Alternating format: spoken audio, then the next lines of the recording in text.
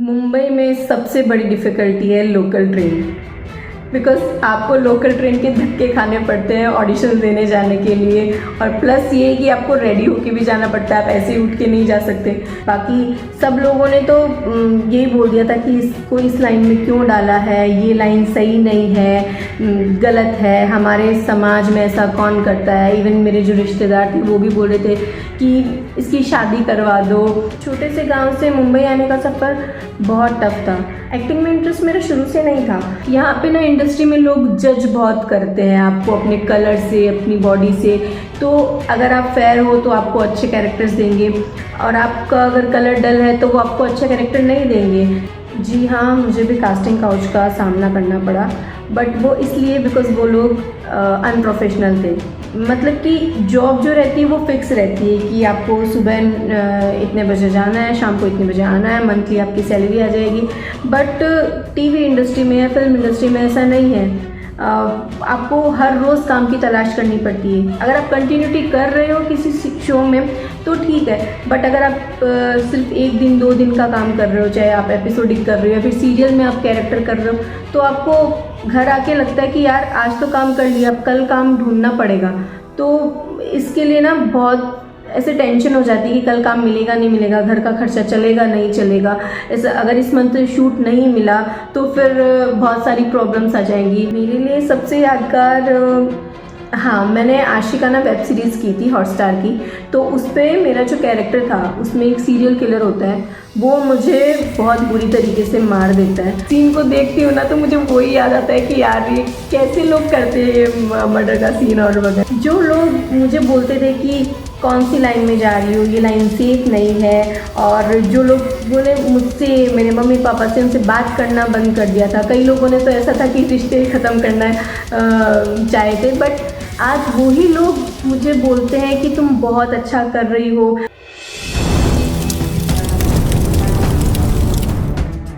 नमस्कार साथियों, मैं पीयूष गौतम और आप देख रहे हैं स्वर्ण खबर। स्वर्ण खबर के खास कार्यक्रम संघर्षों से भरी कहानी में आपका एक बार फिर स्वागत करते हैं। और संघर्षों से भरी कहानी में इस बार हमारे साथ में जुड़ी है हीरल जैन, जो कि मुंबई में रह करके एक्टिंग के फील्ड में अपना करियर बना चुकी है और आगे प्रगतिशील है इस करियर में। अब तक इन्होंने 200 से अधिक शॉर्ट फिल्म्स में काम किया है। इसी के साथ अभी ये स्टार प्लस में और कलर्स टीवी में भी काम कर रही है। स्टार प्लस में ये झनक नाम के शो में काम कर रही है, वहीं कलर्स टीवी में ये मन्नत नाम के लोकप्रिय शो में काम कर रही है। आपको बता दें कि स्टार प्लस के शो झनक में हीरल का जो किरदार है वो नेबर का है, एक पड़ोसी का है, और कलर्स टीवी पर आ रहे मन्नत नाम के शो में इनका जो किरदार है वो सुनीता का है। हीरल जैन राजस्थान के नागौर जिले के पचवा गांव की रहने वाली है, और पचवा गांव से निकलकर ये मुंबई जैसे शहर में अपना करियर बनाने को निकली थी। आइए पचवा से मुंबई तक का जो सफ़र है वो कैसा रहा, कैसे ये एक एक्टर बनी, कैसे इन्होंने एक्टिंग के फील्ड में अपना करियर बनाया और क्या कुछ इस दौरान स्ट्रगल आए, उन्हीं के बारे में, उन्हीं की कहानी, उन्हीं की जुबानी हम जानेंगे। स्वागत करते हैं हीरल जैन का। बहुत बहुत स्वागत है हीरल। नमस्ते, जय जिनेंद्र। और मैं आप सब लोगों का बहुत बहुत धन्यवाद कहना चाहती हूँ कि जिन्होंने मुझे इस काबिल समझा कि मैं यहाँ पे आके आज अपनी स्टोरी बता सकूँ। हीरल जी, मेरा पहला सवाल है आपसे कि जो ये एक्टिंग का शौक है, क्या बचपन से ही था या फिर ये शौक कहीं आगे जा कर के आपको ध्यान में आया कि अब एक्टिंग करनी है? क्या कहानी थी पचवा से निकल करके वहाँ जाना, फिर वहाँ जा कर के एक्टिंग के फील्ड में आना? एक्टिंग में इंटरेस्ट मेरा शुरू से नहीं था। मुझे तो पढ़ना था, मैं एमबीए करना चाहती थी, बट फाइनेंशियल इश्यूज़ की वजह से मैं अपना एमबीए नहीं कर पाई। और फिर उसके बाद मुझे टीवी देखने का बहुत शौक़ था, तो मैं जो भी टीवी पे एड्स देखती थी या फिर सीरियल में मुझे कोई कैरेक्टर अच्छा लगता था तो मैं उसके घर पे ना एक्टिंग करती रहती थी। तो मैंने सोचा कि मैं क्यों ना इसमें ट्राई करूँ, ताकि मैं भी कभी टीवी पे आऊँ और लोग ऐसे ही मुझे देख के मेरे लिए भी तालियां बजाए, मेरे लिए भी खुश हो। तो बस मैंने सोचा कि एक्टिंग में हाथ आजमाना चाहिए, तो मैंने मुंबई आने का सोचा। हीरल, आपके लिए अगला सवाल यह है कि ये जो पचवा नाम के गांव से मुंबई का सफ़र था वो कैसा था? इस दौरान किस तरह की बड़ी चुनौतियां आपके सामने आई?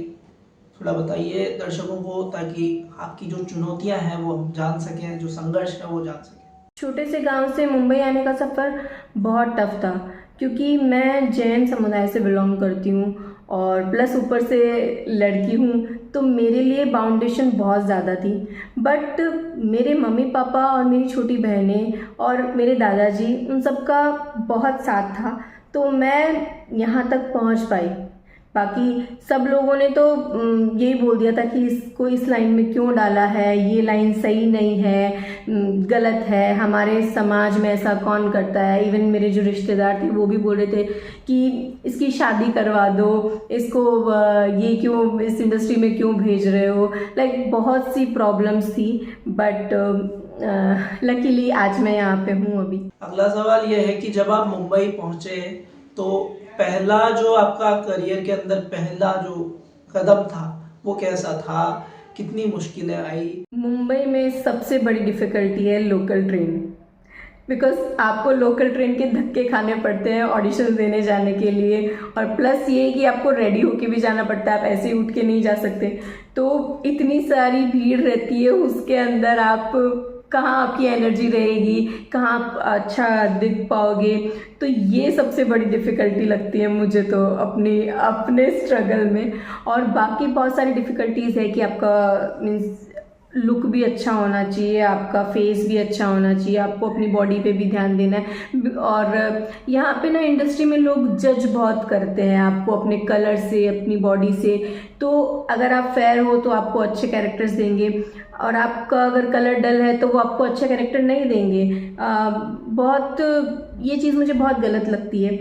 तो ये चीज़ का मुझे बहुत डिफ़िकल्टीज फेस हुई, बिकॉज मैं इन लोगों के अकॉर्डिंग बहुत ज़्यादा स्लिम नहीं थी। तो मुझे हमेशा यही बोला जाता था कि अपने आप पे वर्क करो, अपने आप को स्लिम बनाओ तो तुम्हें ज़्यादा अच्छा काम मिलेगा एंड ऑल। तो ये सब चीज़ें मैंने बहुत फेस की है। तो ये सब चीज़ें सुन के ना बार बार में ऐसा लगता था कि क्या मैं नहीं कर पाऊँगी एक्टिंग, क्या मेरी एक्टिंग इनफ नहीं है, क्या मेरे लुक्स को ही देख के ये लोग काम देंगे।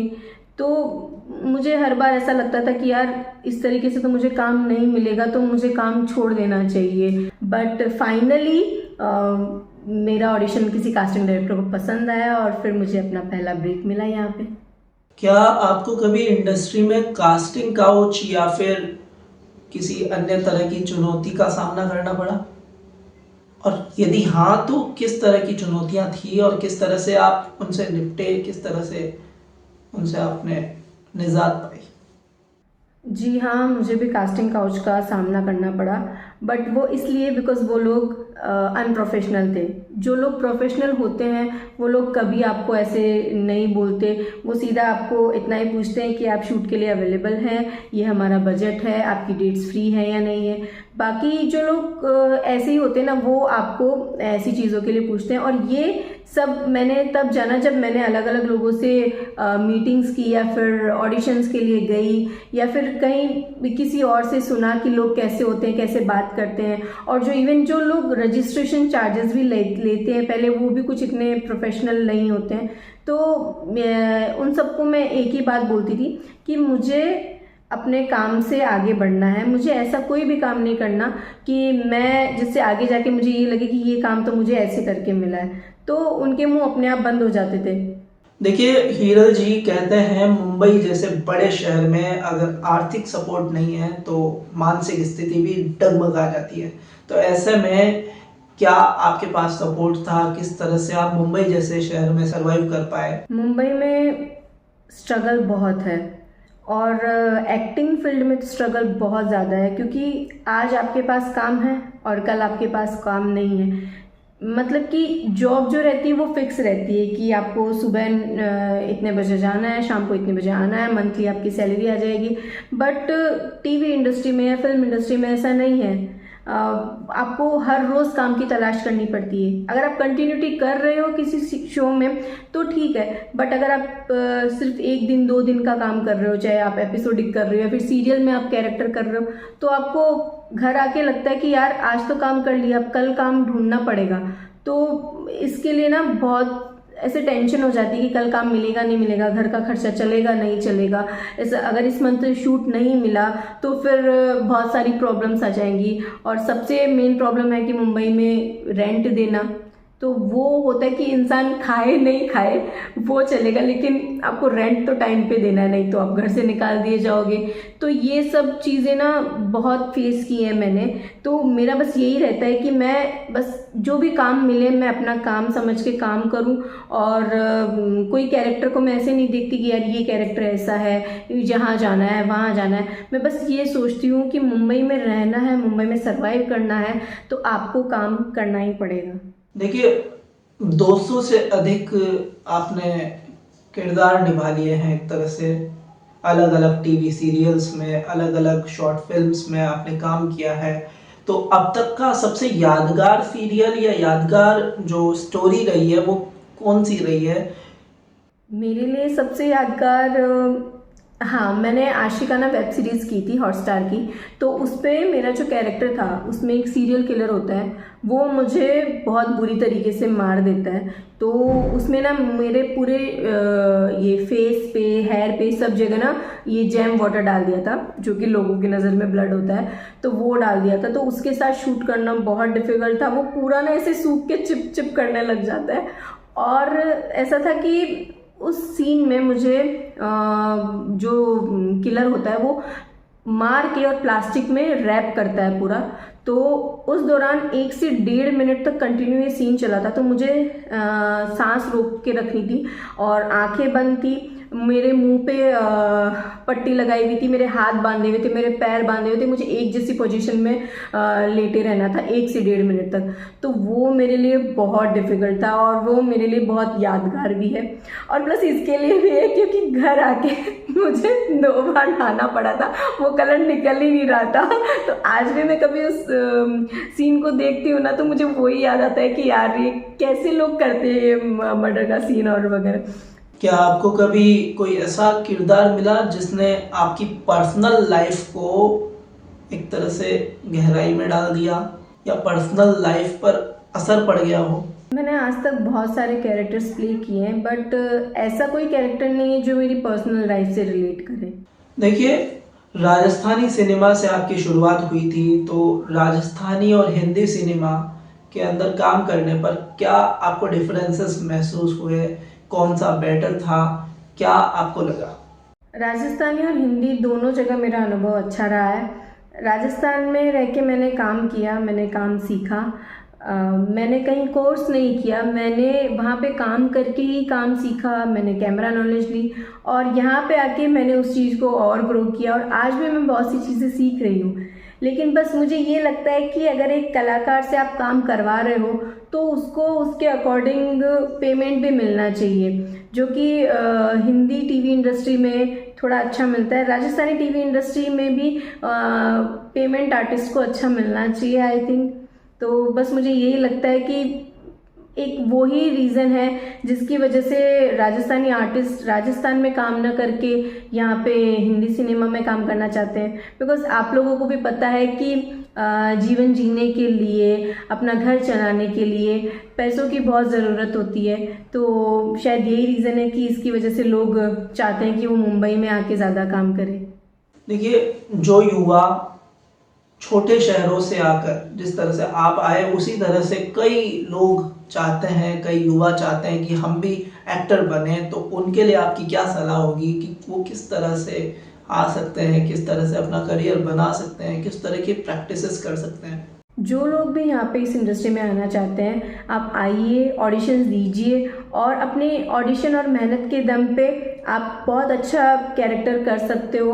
और स्पेशली जो पेरेंट्स लड़कियों को अलाउ नहीं करते हैं, मैं चाहूँगी कि आप प्लीज़ उन सबको अलाउ कीजिए, उनका साथ दीजिए। बिकॉज फैमिली का साथ होता है ना तो इंसान कहाँ से कहाँ पहुंच जाता है, ये आप सब लोग जानते हो।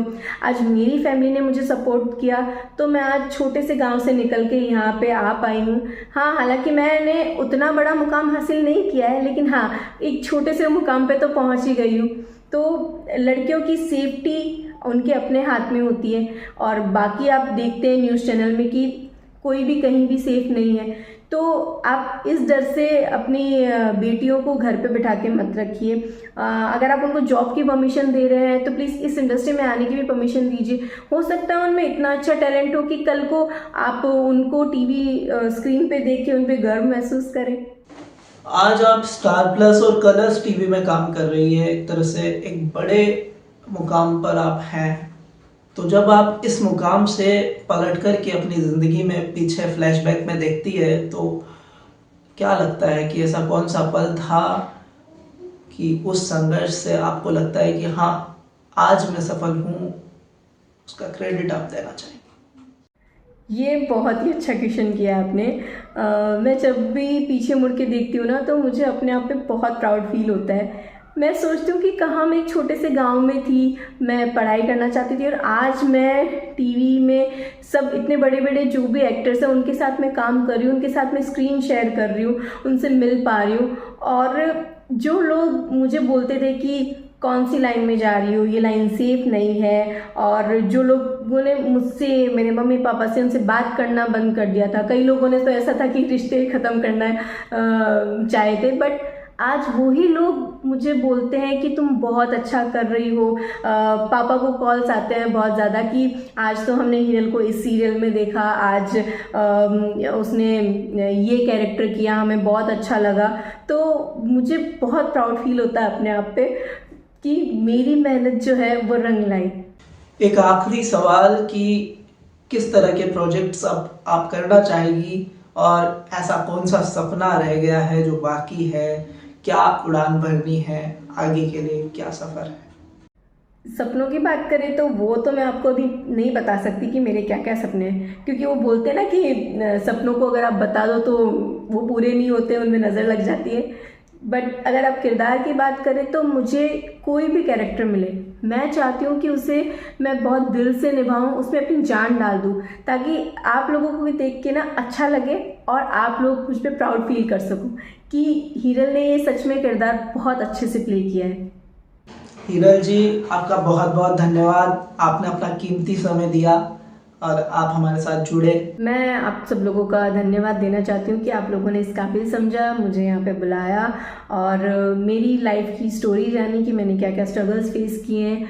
और मैं एक सबसे बड़ा थैंक यू अपनी फैमिली को भी देना चाहूँगी, मेरे दादाजी, मेरी दादी, मेरे मम्मी पापा जिनका आशीर्वाद रहा है मेरे साथ में, और मेरी दोनों छोटी बहनें जिनकी बेस्ट विशेस हमेशा मेरे साथ में रही है।